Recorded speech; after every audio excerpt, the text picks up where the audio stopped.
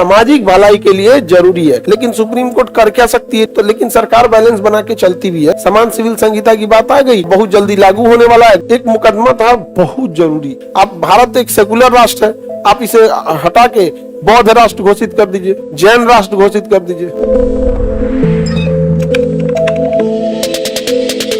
36 से 51 के बीच में जितनी चीजें हैं ये देश के लिए बहुत जरूरी है। तो सुप्रीम कोर्ट ने इसके मामले में एक बहुत महत्वपूर्ण डिसीजन दिया था। मिनर्वा मिल मुकदमे में, मिनर्वा मिल विवाद में सुप्रीम कोर्ट ने कहा था कि नीति निर्देशक तत्व और मूल अधिकार ये दोनों अलग अलग, इसे मत देखिएगा, ये दोनों चीजों को एक साथ मिला के रखना, बैलेंस बनाना जरूरी है। जिस तरह से मूल अधिकार व्यक्तिगत भलाई के लिए जरूरी है, उसी तरह नीति निर्देशक तत्व तो सामाजिक भलाई के लिए जरूरी है।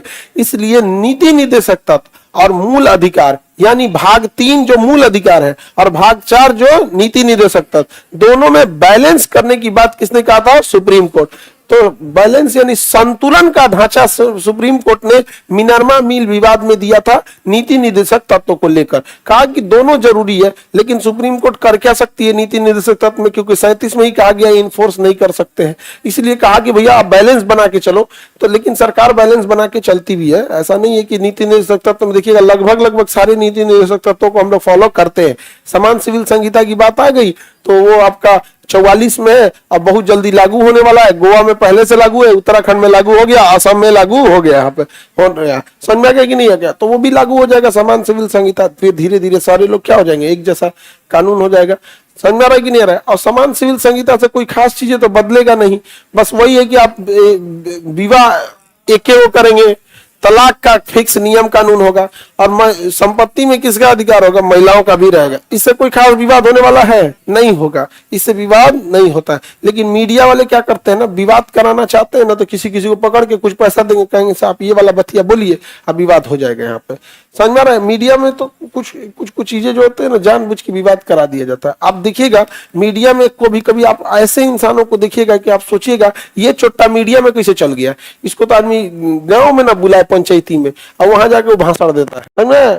तो डुबा देता है यहाँ पर। तो directive principle of state policy समझ में आ रहा है कि नहीं आ रहा है? हाँ, किसी को दिक्कत? मिनर्वा बिल में एक बाबू पूछ रहे हैं सर केशवानंद भारती क्या था? तो केशवानंद भारती जो था वो एक मुकदमा था बहुत जरूरी। केशवानंद भारती मतलब पॉलिटी में वो सबसे जरूरी है पढ़ना, लेकिन अभी यहाँ आप लोग को नहीं पढ़ना। केशवानंद भारती बैलेंस थ्योरी नहीं दिया था। केशवानंद मामले में मूल ढांचा सिद्धांत आया था। मूल ढांचा कि संविधान में कभी भी ऐसा संशोधन नहीं कर सकते हैं जो संविधान के मूल ढांचा को ही बदल दे। मूल ढांचा का मतलब क्या होता है? जो उसका स्ट्रक्चर है, जैसे वो बना है, जिस चीज के उद्देश्य के लिए बना था, उसे नहीं क्या कर सकते, चेंज कर सकते हैं। जैसे आपको रेंट पे घर दिया जाता है तो आप कुछ चीजें चेंज कर सकते हैं। आपको अंदर का पेंट करा दीजिए अलग, थोड़ा सा कुछ चीज गड़बड़ हो गया, किचन का सिंक टूट गया, दूसरा लगा दीजिए, बल्ब लगा दीजिए, झूमर उमर लगा दिए, मार के दीवारें तोड़ के 2 हॉल को 1 हॉल कर देंगे तो मूल ढांचा बदल जाएगा। तो मकान मालिक जब आपको कमरा देता है या फिर आप कहीं किराए पे मकान लेते हैं तो कहता है कि भैया आप इसमें मूल ढांचा चेंज नहीं कर सकते। अब जैसे यही एरिया है यहाँ पे, इसमें हम अंदर बहुत सारा चेंजिंग कर देते हैं यहाँ पर कुछ भी। अब इसका क्या मतलब है कि यार कटवा हटा के ढलैया करा देंगे, इसका मूल ढांचे बदल जाएगा यहाँ पे। तो संविधान में केशवानंद भारती मामले में कहा गया था कि संसद जो है परिवर्तन कर सकती है, संशोधन कर सकती है, लेकिन मूल ढांचा चेंज नहीं कर सकती है। जैसे लोकतंत्र के जगह राजतंत्र कर दे कि चुनाव नहीं होगा, अब राजा रहेगा, ढांचे बदल गया। कहा कि सुप्रीम कोर्ट में जजों की नियुक्ति हम देखेंगे, ढांचे बदल गया। सुप्रीम कोर्ट अब सरकार के डर से काम करने लगेगी, यहाँ पर ढांचा बदल जाएगा कि नहीं रहेगा?